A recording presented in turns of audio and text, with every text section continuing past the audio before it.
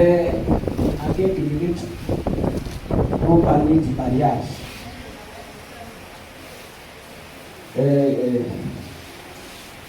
Quand mon collaborateur parlait, il a dit que celles ou ceux qui ne sont pas mariés doivent rentrer avec leur sort du mariage. J'ai entendu Amen.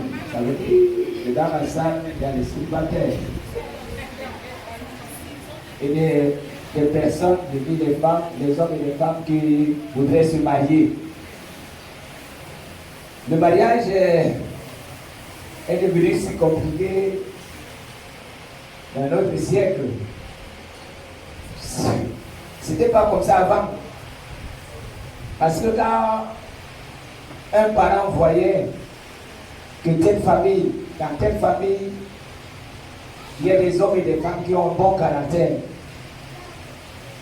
Au temps de nos aïeux, le père du garçon allait consigner la fille dans cette famille, sans demander l'accord de son fils qui était encore peut-être très jeune. Et de temps en temps, il veillait que cette fille est en train de grandir dans de bonnes conditions. Et quand le temps arrivait, il demandait à la famille de lui donner, il allait faire donner la dot. À cette époque, il n'y avait pas que je veux une femme qui a des seins, ou une femme qui a la peine des fesses, ou une femme qui est grasse. C'est papa qui imposait à son fils la fille, parce qu'il savait que dans cette famille-là, les filles ont un bon caractère. Quand David a vaincu Goliath, la première question que Saül lui a posée était: de qui es-tu fils? Parce qu'il voyait dans ce jeune homme le courage, cette bravoure d'attaquer un héros. Il savait que ce garçon avait reçu quelque chose sortant de sa famille, donc là où il est né. Le mariage est devenu si compliqué. Aujourd'hui, les hommes et les femmes vont régulièrement, il y a plusieurs personnes qui vont divorcer. Mais si nous regardons ce que la Bible, Jésus a dit aux pharisiens, pour nous qui sommes des chrétiens, il est interdit de divorcer. Merci parce que deux femmes ont dit Amen. Et aujourd'hui, nous voyons des hommes courir. J'ai reçu une jeune fille ici un samedi soir. Elle m'a dit: passe, je suis venu te voir parce que je veux divorcer. Je lui ai dit: prends ton téléphone et envoie un message d'amour à ton mari. Dis-lui: chérie, je t'aime. Elle m'a dit: qui? Mon père est d'accord, ma mère est d'accord. Lundi, j'engage la procédure de divorce. Je lui ai dit: madame, je continue à te supplier, envoie un message d'amour. Parce qu'elle m'a raconté son histoire. Son mari est devenu infidèle. Quand il rentre tard la nuit, elle prend de l'eau, elle laisse dans la nourriture, les morceaux de poisson nagent, et son mari choisit prend les morceaux de poisson et les garde dans l'eau, et il mange. Parce qu'il rentre, il était affamé. J'ai compris que cette femme avait un problème. Et je lui ai dit: demande pardon à ton mari. Elle m'a dit: je ne peux pas le faire. Je l'ai supplié, je lui ai dit: s'il te plaît, envoie le message. Elle a envoyé le message, elle a dit: chérie, je demande pardon. Et elle a dit: chérie, je t'aime. Le gars n'a pas répondu. Elle me dit: tu vois, c'est comme ça qu'il est. C'est comme ça. Il ne répond pas. Son caractère est dur de caractère. Je lui ai dit: non, tu as déjà fait ton travail. Quand il voulait sortir du bureau, je lui ai dit que ton mari prend quel poisson. Elle m'a dit: le jus. Je lui ai donné de l'argent. Je lui ai dit: achète un jus à ton mari avant d'arriver à la maison. Et je lui ai donné 5 mambots. Il lui a dit: va. 1 heure après, 1 heure ou 1h30 après, elle m'envoie un message: papa, c'est fort. Je me dis que la bombe a explosé. Quand je continue à lire le message, elle me dit: papa, quand je suis arrivé à la maison, j'ai trouvé qu'il est allé chercher la photo qu'il avait jetée, l'autre photo de mariage. Il avait jeté la photo, il est allé prendre la photo, il a nettoyé. Il a mis la photo sur le mur et il a entouré la photo de fleurs. Et il était en train d'admirer la photo. Alors quand elle est entrée, elle avait peur. Elle ne savait pas ce qui devait se passer. Elle trouve que le jeune homme est en train d'admirer la photo et il faisait les gestes. Quand il s'est tourné, il a vu sa femme à la porte. Et sa femme a envoyé la main dans le sac pour prendre le jus. Et lui, il s'approchait. Il n'a pas pris le jus, mais il a pris la femme. À terre. Imaginez ce qui s'est passé. Ils avaient déjà fait 1 mois sans faire l'amour.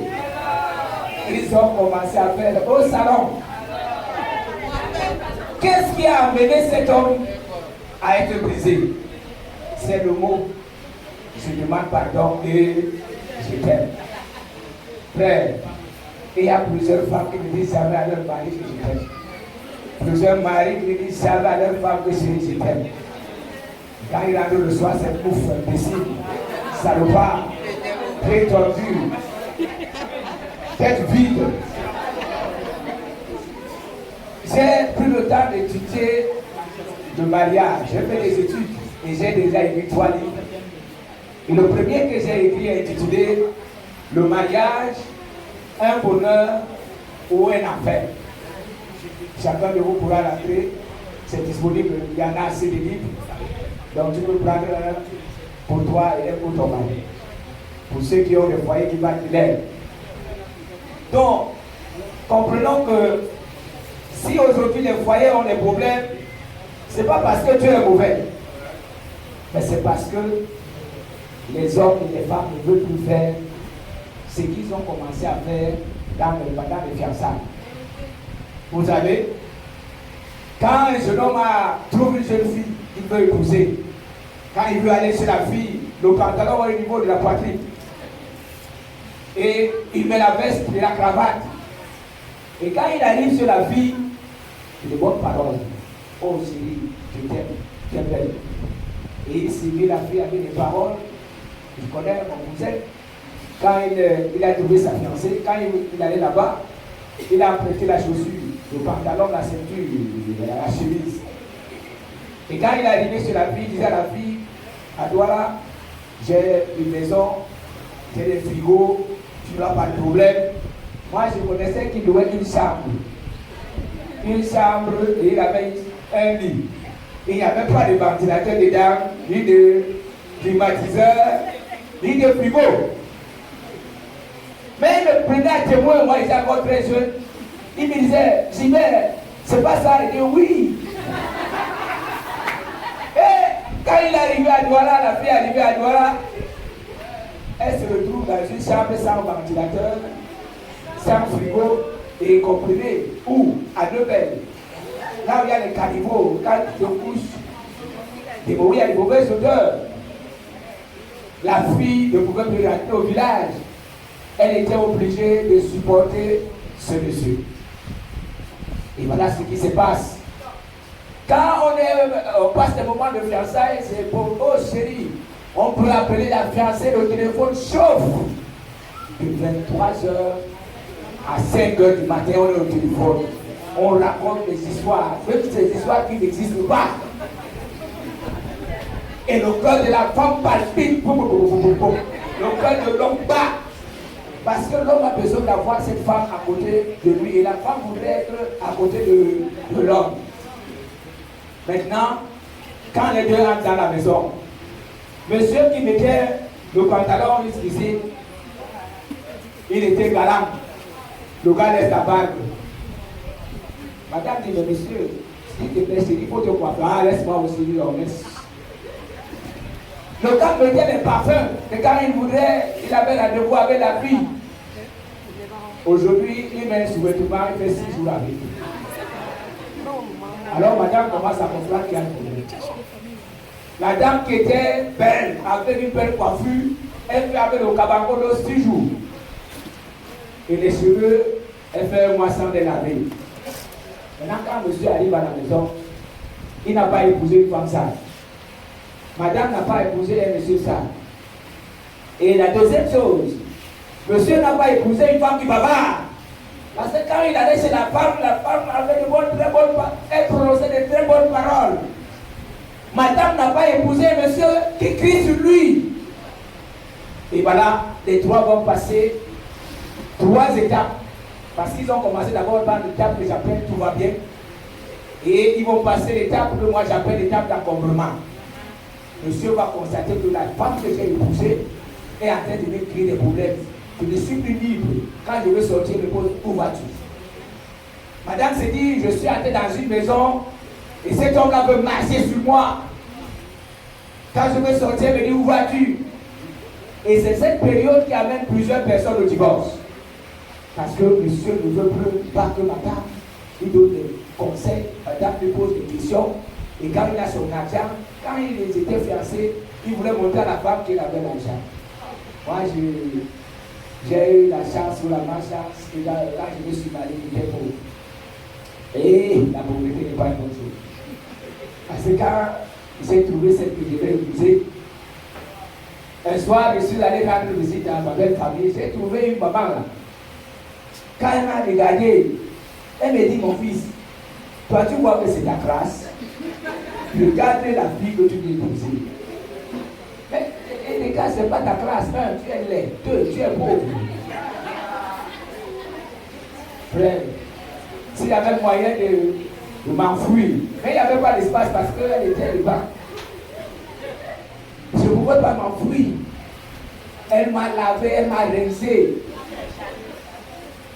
Elle m'a séché. Alors j'étais là avec ma honte. Je savais bien que je n'avais pas l'argent. Je ne sais pas ce qui était bien. Là, c'est elle-même qui a vu que j'étais parce qu'il y a des femmes qui disaient de moi. Et que je n'étais pas laid. Oui. Alléluia. Mais la pauvreté n'est pas une bonne chose. C'est pourquoi vous voyez aujourd'hui que quand quelqu'un veut se marier, quand il se prend devant la femme, la première question que la personne pose, où travailles-tu? Non, frère, je suis à Isaac. Frère, je m'en vais prier. Hein. Ça veut dire qu'elle n'est plus là. Mais si tu dis que je suis à la banque, même si tu es sorcier, dès que tu rentres, elle va t'appeler. Tu es arrivé, ok, bon demain. Mais c'est vrai. Comprenez que ce n'est pas comme ça que Dieu a dit. Il a dit qu'il n'est pas bon que l'homme soit seul. Ça veut dire qu'un homme normal, sauf s'il est malade, un homme normal doit avoir une femme à côté de lui. Et une femme aussi doit avoir un homme. Mais pourquoi aujourd'hui les femmes ne sont pas mariées? C'est pas vraiment quand l'homme se met derrière la femme. Parce que les hommes sont tellement hypocrites. Ils voient une fille, c'est à PK14. Ils montent sur la moto. La fille monte, il monte. La fille descend, il descend. La fille ne sait pas qu'il y a un inspecteur terrible derrière lui. La fille marche partout, le gars est derrière avec la moto. Et quand il trouve que c'est une prostituée, il ne reviendra plus. Quand il trouve que c'est une femme qui fait des choses qui sont pas, il ne reviendra plus. Si les femmes prenaient soin de leur mari, comme elles prennent soin de leur corps, on ne devait pas avoir de problème dans le foyer. Si les femmes prenaient soin de leur mari, comme elles prennent soin de des mèches, parce qu'elles peuvent rester au salon pendant 4 heures, parce qu'on a fait de faire des petites mèches. Mais elle ne peut pas être à côté de son mari comme ça pour le réchauffer pendant 4 heures. Après, elle va faire comme ça. Toi aussi, tu déranges. Comprenez que le mariage, c'est une bonne chose. Et c'est les hommes qui changent et qui apportent le désordre. Amen. Dans 1 Corinthiens chapitre 7, verset 4 à 5, je ne sais pas si les mariés lisent ce verset. La femme n'a pas autorité sur son propre corps. Est-ce qu'on peut dire Amen? Amen. Mais c'est le mari. Et pareillement, le mari n'a pas autorité sur son propre corps, mais c'est la femme. C'est les femmes qui disent seulement Amen. C'est les femmes qui disent Amen. Parce que ce que nous constatons dans les foyers, les femmes sont devenues des objets. Et c'est pour ça qu'on dit un mal nécessaire. Pourquoi vous appelez les femmes mal nécessaires? Frère, quand les femmes vous réchauffent, là, c'est pas bien. Quand ils font les enfants, c'est pas bien. Quand ils préparent la nourriture, c'est pas bien. Mais pourquoi vous les appelez mal nécessaires?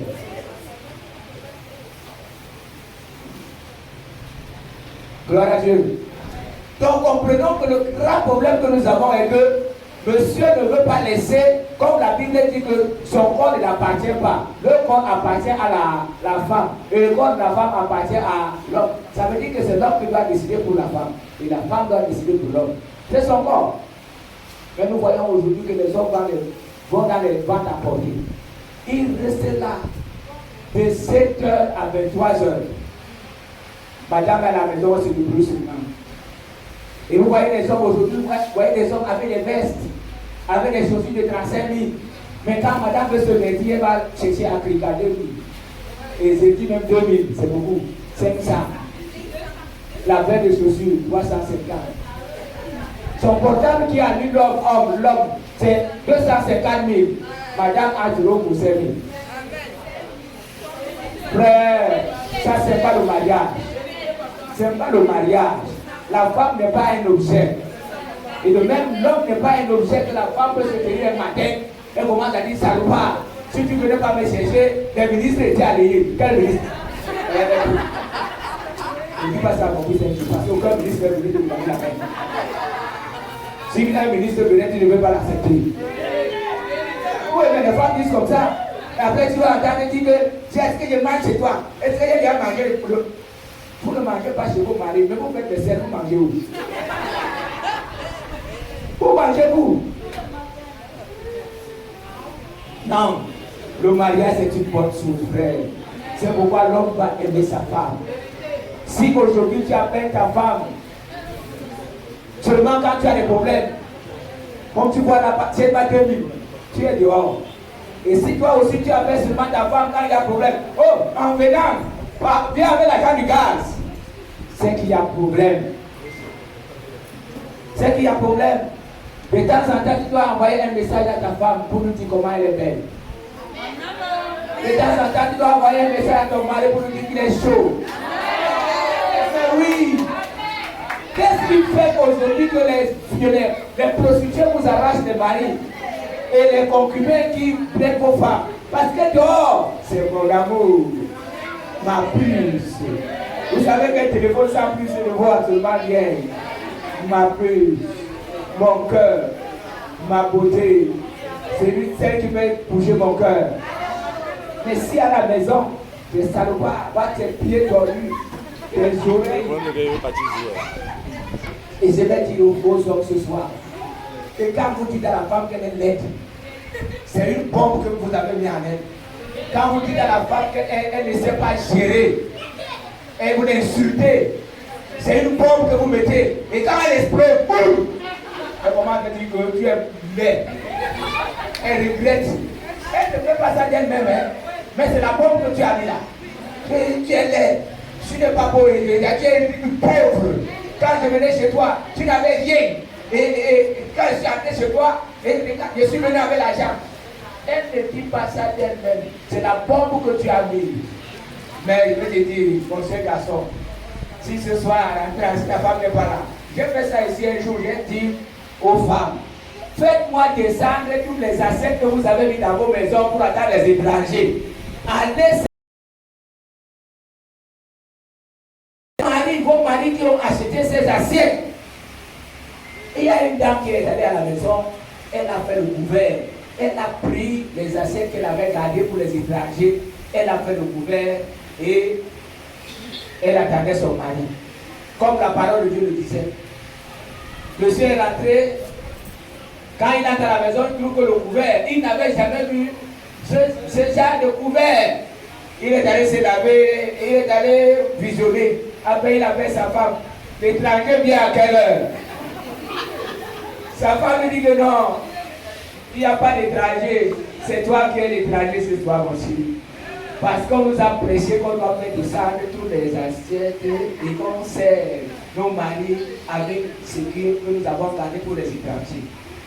Il n'a rien dit, il est monté à table, il a mangé, il était content. Il est venu me dire, pasteur, ce que tu as prêché, ça a marché. J'ai mangé et j'ai bien mangé. J'ai bien mangé. respecter les étrangers. Et vos maris redressent les cuillères quand ils veulent manger. Et parfois, c'est les assiettes plastiques, comme des prisonniers.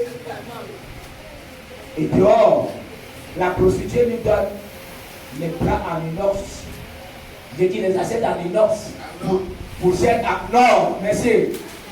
Mon frère, quand il sort du travail à 17h, il va d'abord prendre l'eau fraîche là-bas. Parce qu'il sait qu'arrivé à la maison, il va prendre le chaud. Il prend le glaçon et tout.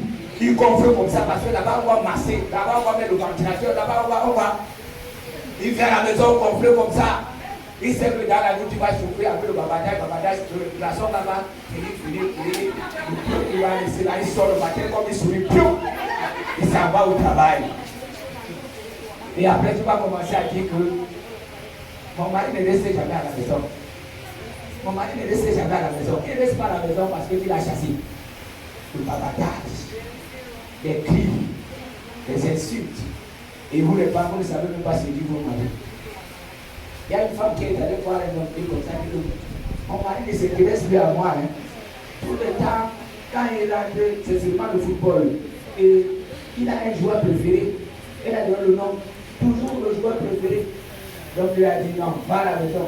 Il dit comment avec ton mari? Elle a dit non, c'est pas comme ça.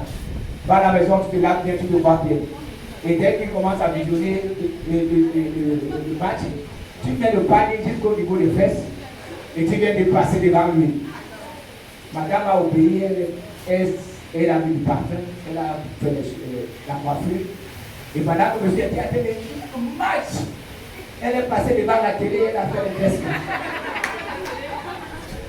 Quand le gars a vu, il a dit que non, le joueur là ne joue pas bien ce soir.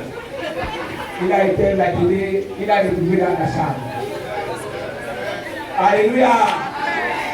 Vous les femmes, Dieu vous a tout donné pour arracher ce que les hommes ont. Ce qu'ils attachent même sur les sécures, ce qu'ils mettent dans les poches, ce qu'ils mettent dans vos vieilles paires de chaussures. Dieu vous a tout donné pour vous. Vous n'arrachez pas, comme je dis, arracher. Mais à travers ce que vous faites, l'homme tombe sans pisser. Et il sort ce qu'il a. Et il vous donne son âme. Et quand vous commencez à dire à l'homme, tu ne me commandes pas, hein? Attention, je ne suis pas ton esclave. Quand tu me parles bon. Ok, l'homme ne dit rien. Et comme vous êtes souvent champion des coups de karaté la nuit, au lit, les coups de pied et les coups de... L'homme ne dit rien. Mais ce qu'il fait le matin, s'il fait souvent 3000 comme ration, le matin il va laisser 1000 francs. Pourquoi il laisse 1000 francs? Parce qu'il a mal passé la nuit. Je vais vous donner un secret ce soir, les femmes. Quand vous dormez, votre mari à 3 mètres, vous êtes à 3 mètres, vous êtes en train de vous créer des problèmes. Dieu a mis quelque chose en vous qui fait dormir l'homme, c'est la chaleur. Votre chaleur. Quand l'homme s'en va, cette chaleur la nuit, il a des bonnes idées. Il réfléchit bien la nuit là. Et le matin, quand il sort, il laisse l'argent de l'action. Mais quand le gars passe la nuit, le froid a fouetté. Il sort avec la glace. Et vous savez, quand les choses sont congelées, ça bouge. Ils sont congelés, c'est pour ça que vous mettez la main dans la bouche du matin avant de sortir la main. Ils sont et ils laissent absolument rien. Nous avons appris ce soir que l'homme, que je le dis encore le verset, que la femme n'a pas autorité sur son propre corps, mais c'est le mari. Et parallèlement, le mari n'a pas autorité sur son propre corps, mais c'est la... Vous devez faire par moment ce que votre mari aime, ce que votre femme aime.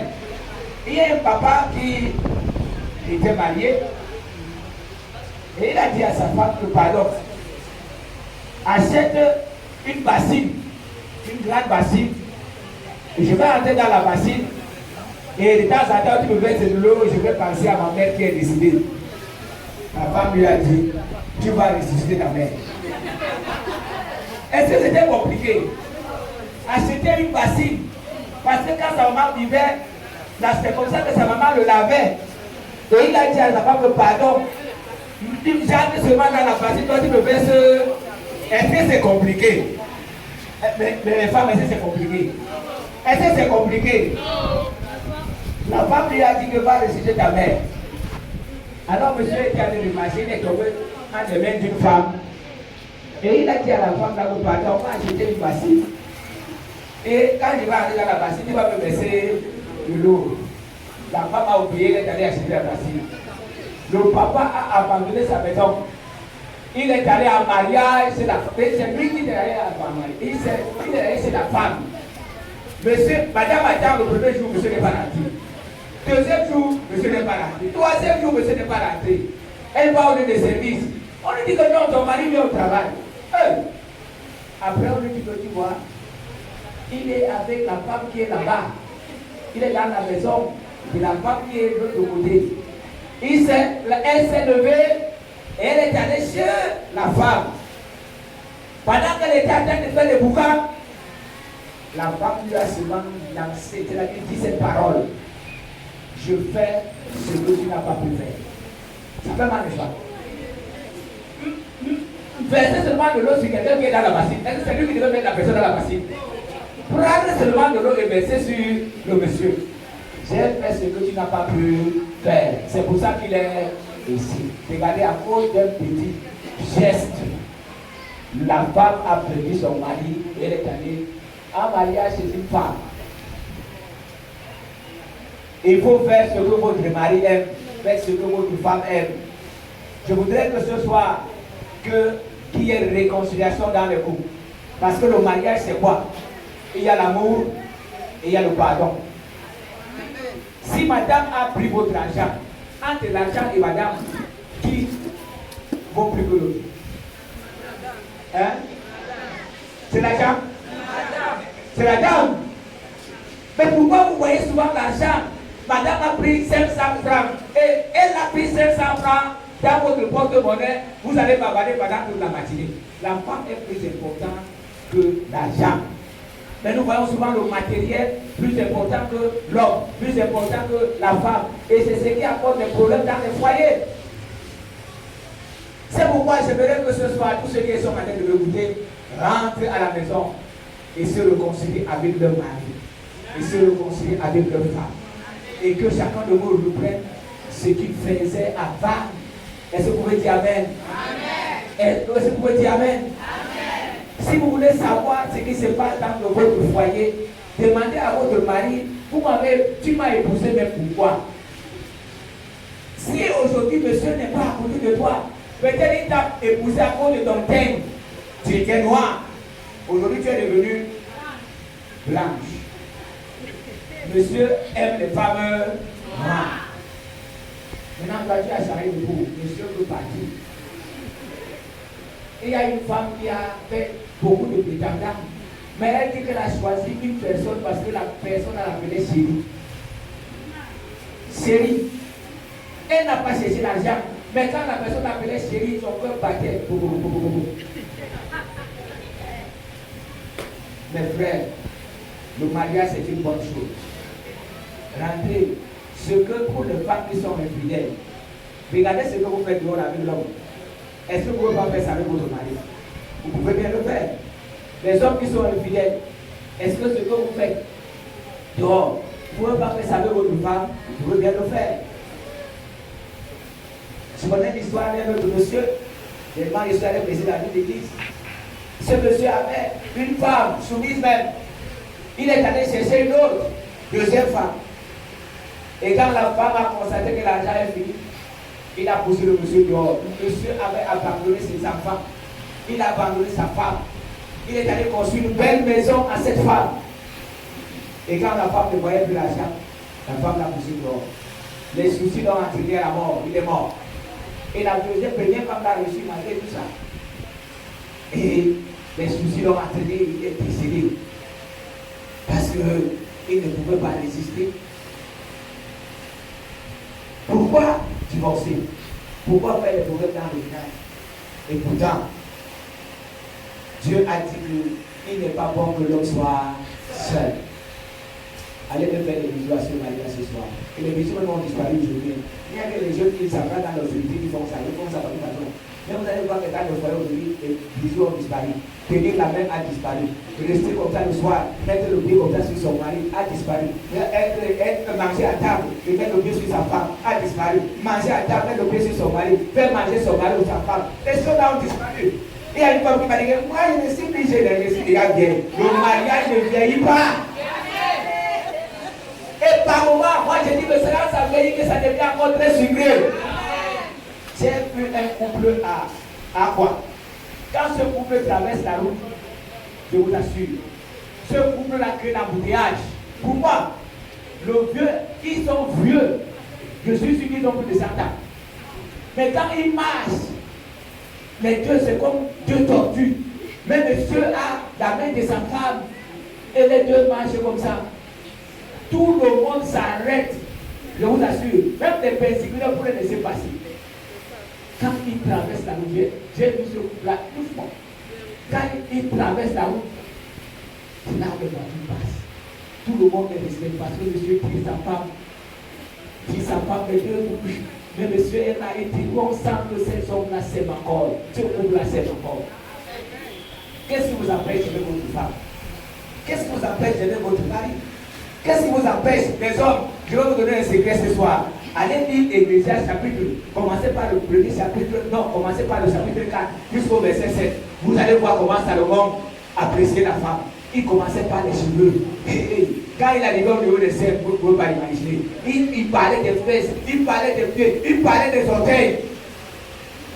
Si vous ne savez pas ce que vous devez dire à votre femme, allez lire et envoyer un message à votre femme que tes seins me troublent. Elle sera bien énervée, elle va subir. Et ce jour-là, vous allez trouver un bon repas parce que vous avez dit quelque chose à votre femme qui brise son cœur. Quand le mari rentre à la maison le soir, c'est pas. Il y a d'autres femmes qui attendent le mari à l'entrée. L'enfant n'était pas à l'école. Le gaz est fini. Le gars est rentré. Il n'a pas d'argent pour payer la pension. Il n'a pas d'argent pour acheter le gaz. Mais on le salue avec le gaz est fini et l'enfant n'était pas à l'école. On l'a chassé. Maintenant, il va entrer à la maison. On a préparé ce qu'il aime. Mais il sera à table, il ne va pas manger. Mais tu as mangé dehors, il ne dit rien. Mais tu ne manges pas, il ne dit rien. Le gars a reçu un boudin, non seulement sur la tête, mais le boudin l'a aussi assommé à la gorge. Il n'a pas l'appétit. Et quand il se couche, il va être en train de ronfler. Il a en train de compter les lattes. Il a en train de compter les lattes. Il va sortir le matin, il est brisé, il faut qu'il aille faire les après. Ce n'est pas comme ça. Quand monsieur rentre le soir, ce n'est pas des problèmes. La première chose, il faut savoir comment il est rentré. Peut-être qu'il a eu des problèmes au niveau de service.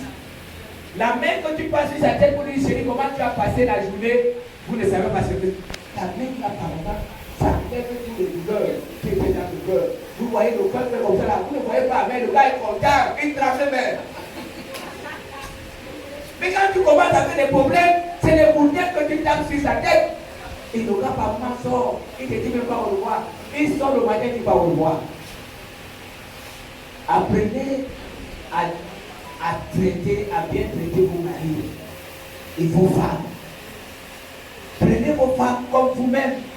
N'est-ce pas, la Bible a dit que l'homme, même le corps de l'homme ne l'appartient pas, que son corps appartient à la femme.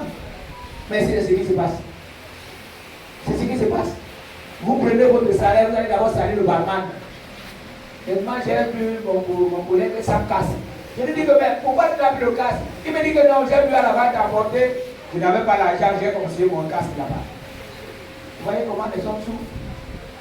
Entre-temps, vos enfants ne vont pas à l'école. Vos femmes portent les africains, comme on appelle ici, à Douala. Vos enfants sont malheureux. Vos enfants ne s'habillent pas bien. Mais vous enregistrez les barman. Quand vous buvez 7 bières, vous êtes content de dire que j'ai bu 7 bières. Multiplie par 700, ça fait combien? J'ai bu 7 bières. Et entre-temps, tu offres à tes amis. Ta femme est à la maison, elle n'a pas bu un jus. Tes enfants n'ont pas bu un jus. Et entre-temps, tu donnes l'argent aux prostituées. Il y a aussi des femmes qui le font. Elles prennent l'argent de leur mari pour aller donner aux hommes. C'est des sorcières. Il faut qu'on chasse ces démons, qu'on les délivre par la prière. Frère, rentrez dans vos maisons et mettez de l'ordre. Je suis très sûr que si ce soir, vous rentrez chez vous et vous pardonnez votre mari, même si vous avez fait n'importe quoi, vous pardonnez votre femme, même si elle vous a fait. La dernière histoire que je vais vous raconter avant de m'arrêter, parce que c'est une histoire que j'ai racontée par tout le temps du mariage, c'est l'histoire de mon ami intime. On travaillait ensemble. Il a eu des problèmes avec sa femme. Mais avant d'avoir des problèmes, qu'est-ce qui s'est passé? Il a décidé de faire une surprise à sa femme. Il a acheté à cette époque-là un salon de 400 000 francs. C'est une affaire de peut-être 10 et 15 ans aujourd'hui. 15 ou 20 ans. 400 000. Il m'a dit, on va faire la surprise à ma femme. Allons à la maison. À midi, on a loué la voiture, on a mis le salon dedans. Nous sommes arrivés à la maison. Elle nous a fait une surprise. On l'a trempé en frappant à la maison. On a réfléchi, on va battre le salon, on va faire comment? Ah, il n'y avait pas de solution. On s'est décidé d'installer le salon. On a installé le salon. Et nous les avons laissés. On est de fouetter le gars là, le chasser. Nous les avons laissés à la maison. Et nous sommes partis. Alors il a décidé de mettre la femme dehors. Je lui ai dit non, ne chasse pas la femme, on va voir. Il n'a pas accepté. J'allais chez eux, je prenais la Bible, je lisais les versets bibliques. Personne ne m'écoutait. Il a chassé la femme et il a pris une autre femme, il l'a mis dans la maison. Je lui ai dit ce que tu as fait n'est pas bien. Tu as un acte de mariage, monogamie, et tu prends une autre femme et tu fais la femme. Un jour, j'étais en train de me parler du pardon. Je ne parlais même pas du mariage ce jour-là. Je lui ai dit, quand on récite de notre Père, il est dit, pardonne nos offenses comme nous pardonnons à ceux qui nous ont offensés. 2 jours après, il s'est mis à ma recherche.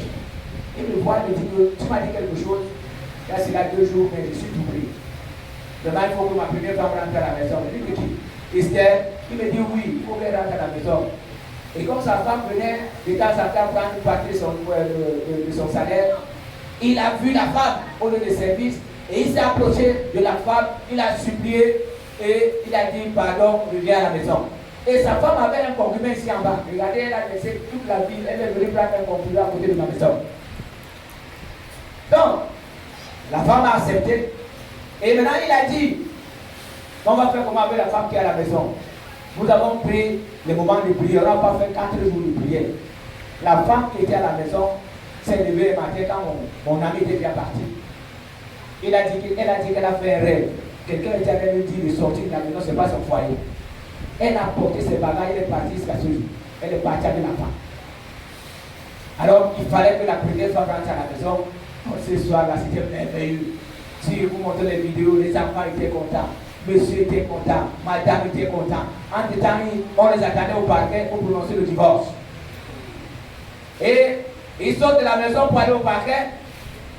Quand le juge prend le dossier, il appelle leur nom et il veut prononcer le divorce, ils se sont levés. Ils ont dit au juge que nous sommes contre le divorce. Est-ce qu'on peut acclamer le Seigneur? Ils ont dit nous sommes contre le divorce. Nous sommes déjà ensemble. Le juge a déposé son dossier. Parce qu'il voyait comment c'est la police qui les séparait devant lui. Et aujourd'hui, ils s'embrassent devant lui. Et ils disent qu'ils sont contre le divorce. Il n'y a que Dieu pour faire ça. Acclamons pour ce Seigneur. Il n'y a que le bon Dieu. Après 5 ans de séparation, l'homme a décidé de reprendre sa femme. Et je vous dis qu'aujourd'hui, il est heureux. Il est heureux. Si vous les voyez, ça veut dire qu'ils sont comme s'ils viennent de se marier. Ils sont heureux. Entre-temps, toi, tu veux divorcer. Tu veux te séparer de la femme. La dernière chose que je veux vous dire ce soir est que vous ne pouvez pas changer votre mari. Vous ne pouvez pas changer son comportement. Je prends un exemple. Quelqu'un qui est habitué à rentrer sur le quand il se marie avec toi, tu veux qu'il arrête de ronfler. Ça fait peut-être 20 ans. Il ronfle depuis 20 ans. Et tu veux qu'il arrête de ronfler en une nuit. Est-ce que c'est possible? Ce que vous devez faire maintenant, c'est apprendre à vivre avec votre femme. Apprendre à vivre avec votre mari. Cherchez à savoir ce que votre mari aime et ce qu'il n'aime pas. Commencez à faire ce qu'il aime. Et vous verrez ce qui se passera. Il sera obligé de se quitter là où il est là où on est en train de tromper. Parce que c'est notre argent qu'on regarde. Parce que le jour où il vient pas avec 5 000, on ne le masse pas bien. Il va sortir de là, il va rentrer à la maison. Faites-moi les bisous à tous vos maris ce soir. Faites-moi les bisous à vos femmes ce soir. Et dites à vos maris et à vos femmes, je te pardonne. Oh, je suis coupable. Je demande pardon. Commence même par ça. Je demande pardon parce que c'est là. Mais commence par dire comme d'autres disent, et c'est quand même qu'on a eu mais tu te pardonnes. Non, commence à dire que je suis coupable, chérie. L'autre foyer a des problèmes, c'est à cause de moi. Je demande pardon. Je veux qu'on reprenne à zéro. Et je suis sûr que votre foyer sera un foyer sucré plus que le sucre. Alléluia. Donc ce soir, vous avez droit à ce document qui est intitulé Le mariage, un bonheur et un enfer. Vous allez encore découvrir beaucoup de choses dedans. Le mariage, ce n'est pas la guerre. Le mariage, ce n'est pas un enfer. Le mariage, c'est un lieu de paix, un lieu de joie, un lieu où on sent le plaisir, un plaisir qu'on ne trouve pas ailleurs. C'est dans le mariage. Que le Seigneur vous bénisse. Amen. Que le Seigneur vous bénisse. Amen. Amen. Nous allons prier le Seigneur. Baisse ta tête, demande quelque chose. Moi aussi, je vais demander quelque chose pour ton foyer. Seigneur, je te supplie.